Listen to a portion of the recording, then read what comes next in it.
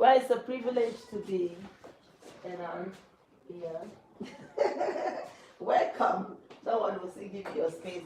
It's a privilege to be at Ambassador Ministries International. And then we've had several times to talk with the Bishop of Ambassador Ministries world over.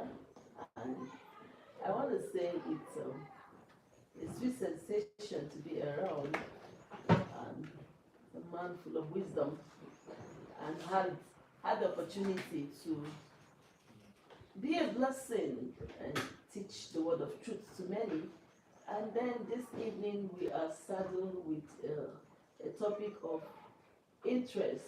And I want to believe that even as he, it's like we are capturing him, we are holding him this moment to speak some word to our word. And so that's why we're taking it live today. We're looking at the issues of finances. The other day we talked about why everyone in the family should find something doing, because of course the way the world is going right now, cost of living is quite high, and it's okay if the family should address their finances or ways in which finances flow into the family so that the marriages could work as expected. So we tagged it today, finances versus healthy marriage. And I want to believe that it has a lot to say even as we go on. So if you're joining us live, I want to say welcome. And then if you're going to be watching this video after this time out, I want to say please watch the end, because you're definitely going to get value for your time. Welcome. Welcome, sir. Thank you, Pastor Tina. Bishop Joshua is where I'm always happy to be around you. Thank you for the privilege. Amen. You're welcome. All right, so the people are all here. We talk about finances because when you measure finances, it's not just is it just money, and then good finances, and then the impact and inputs of that having good or less finances in the home, what we can do to boost marriage and make it better. Thank you, viewers. Welcome to this session with Pastor Tina. Thank you. Yes, the issue of finance and marriage or family is very critical. I'm actually doing a research work right now to be submitted to the National Open University of Nigeria on the role of youth in conflict resolution.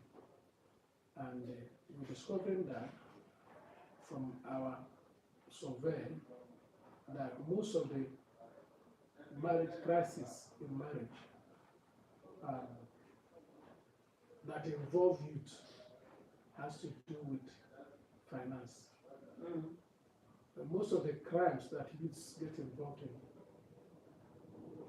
have to do with finance. And we are discovering that if you take away the issue of finance, or if you resolve the issue of finance, most conflicts will cease. Most conflicts in society will cease. So finance is a very critical issue when it comes to marriage.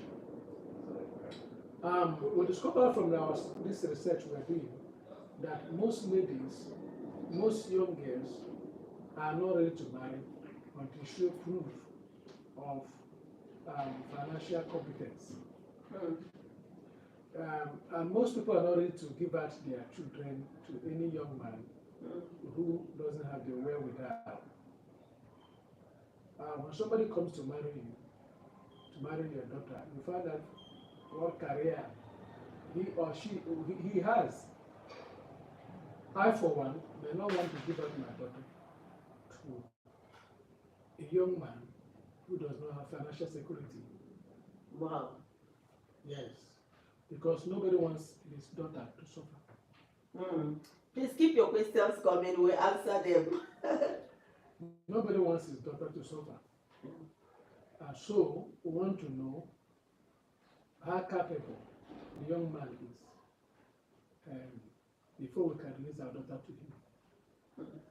You know, I have cases here where some of our young men, you know, lamented because the in-laws. This is Africa. Here we pay bride price. Here we do traditional rites before you can marry anybody. This is not Europe. In Europe, you can see somebody today, and the next day you go to registry, and then you settle down as husband and wife. Here is different. You must do some. If you go to registry and marry here without the parental consent, that marriage is useless. So you have to go to the village of the girl, get the consent of the parents, and they have to give you a list. Here we give lists. And in some cultures, the list can be very enormous, very burdensome. And now you have to show proof that you are financially capable before somebody can release their daughter to you. And when the girl comes in, we're looking at the issue of finance as it relates to marriages or marriage in Africa and our context here in Nigeria. If a girl comes to your house, because some young men pose as if they have all it takes. They dress well and look nice, some even borrow cars or hire cars or force themselves to buy cars just to be able to win the girl they want.